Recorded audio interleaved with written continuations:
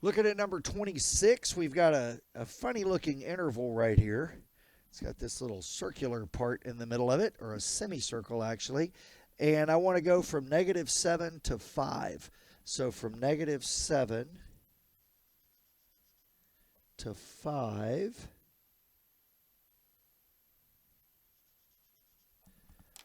And of course, I'm always concerned about this horizontal axis right here.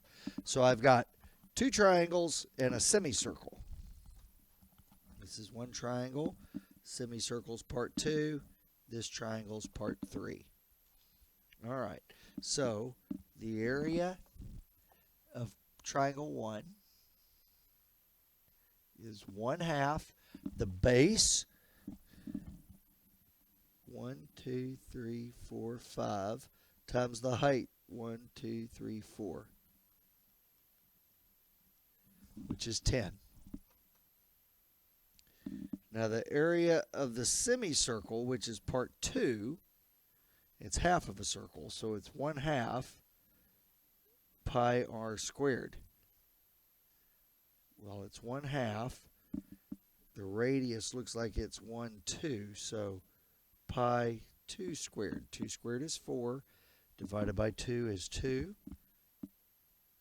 2 pi's. And the area of triangle that's the third region is 1/2 the base, 1, 2, 3, times the height, 1, 2, 3.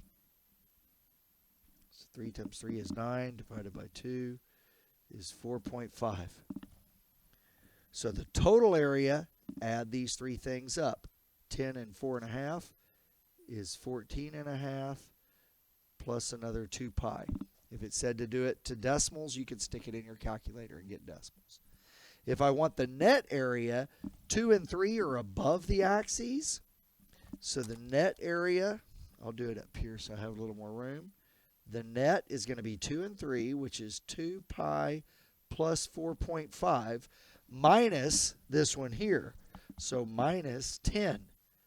Well, this part right here tells me minus 5.5. So this is 2 pi minus 5.5. And finally, let's look at number 27 here. It's talking about the rate of fuel consumption.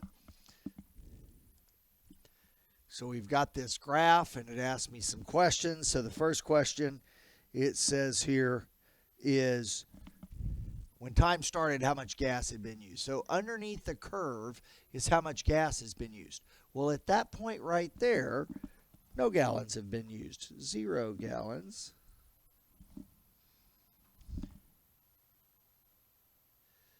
Because the area under the curve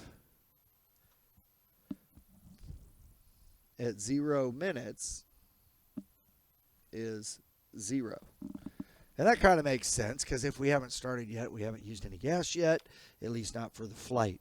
Now it says how many gallons of fuel were consumed after the first 20 minutes, or perhaps that might say during the first 20 minutes. And so here's 20. And so I'm going to divide this into some different regions. And so I see there's a little bit of a change right here. So here's one region. Here's a change. That's 2 regions. This will be the 3rd region and the 4th region. So I got 1, 2, 3, 4. Now this is an important sentence, but it's not relevant to this question. It says, look over the Riemann sum notes and assignment for the test. That's important. You should do that, but it's in the way right now because I don't have enough room to work.